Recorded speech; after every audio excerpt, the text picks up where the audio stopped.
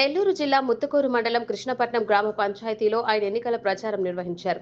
TDP మండల అధ్యక్షుడు రామ్మోహన్ రెడ్డి, కార్యదర్శి మల్లికార్జున యాదవ్, తెలుగు యువత నాయకులు మునిరెడ్డి, రవికుమార్ రెడ్డి, రామ్మోహన్ రెడ్డి తదితరులతో కలిసి చంద్రమోహన్ రెడ్డి ప్రచారంలో పాల్గొన్నారు. ఈ సందర్భంగా గ్రామానికి వచ్చిన సోమిరెడ్డికి స్థానిక టీడీపీ నాయకులు ఘనస్వాగతం పలికారు. తిరుపతి ఎంపీ అభ్యర్థిగా వరప్రసాద్ ను, సర్వేపల్లి ఎమ్మెల్యే అభ్యర్థిగా తనను గెలిపించాలని సోమిరెడ్డి అభ్యర్థించారు. అనంతరం చంద్రమోహన్ రెడ్డి మాట్లాడుతూ టీడీపీ ప్రభుత్వం రాగానే కంటైనర్ టెర్మినల్ తిరిగి తేవడానికి ప్రయత్నం చేస్తామని, కాలుష్య నివారణ, యువతకు ఉద్యోగ ఉపాధి కల్పనపై ముఖ్యంగా దృష్టి పెడతామని చెప్పారు. ఈ కార్యక్రమంలో టీడీపీ నాయకులు ఏకోలు కోదండయ్య, ఆనందయ్య, శివకృష్ణ, శ్రీనివాసులు, సుబ్బలయ్య, పలువురు బీజేపీ, జనసేన, టీడీపీ నాయకులు, కార్యకర్తలు తదితరులు పాల్గొన్నారు.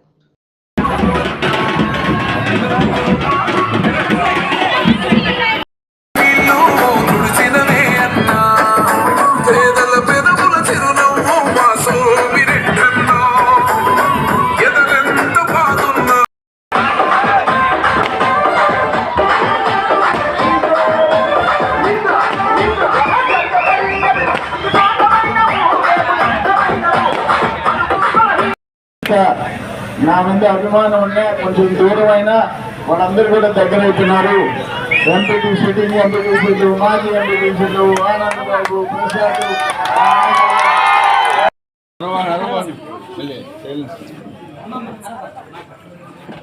టోటల్ ఈ 5 yearsలో ఈ ఇండస్ట్రియలైజేషన్, ఇక్కడ ఉన్న ఇండస్ట్రీస్లో లోకల్ స్థానికులకి ఉద్యోగాలు కానీ, ఫర్దర్ ఖాళీ ఉండే భూముల్లో ఇప్పుడు ఫర్ ఎగ్జాంపుల్ రిలయన్స్, అది ఎన్టీపీసీ కింద రిలయన్స్కి 2500 ఎకరాలు 2400 మెగావాట్లకి ఇచ్చారు.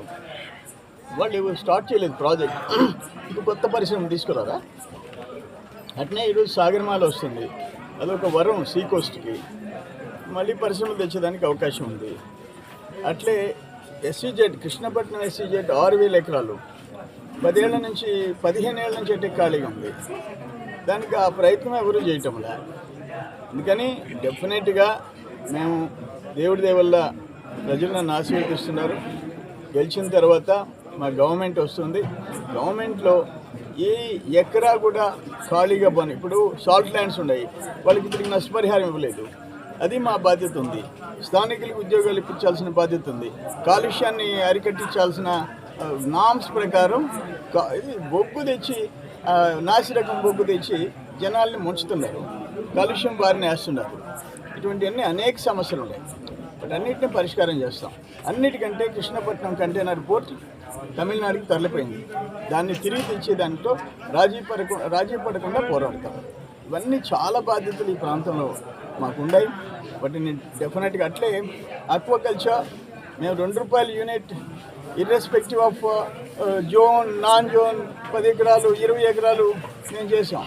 ఇప్పుడు ఆయన ₹1.5 అంటాడు, ₹3.60 మినిమం.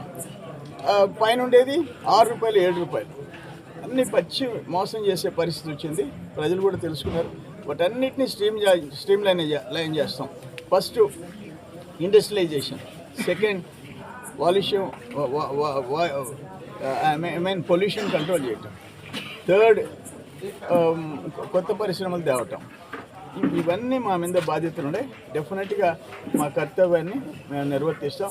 నేను అప్పుడు అధికారంలో ఉన్నప్పుడు, ప్రతిపక్షంలో ఉన్నప్పుడు రైతుల కోసం పోరాడాం. సాల్ట్ ల్యాండ్స్ రైతులకు న్యాయం చేసే విషయంలో కూడా రాజీ పడ్డాం.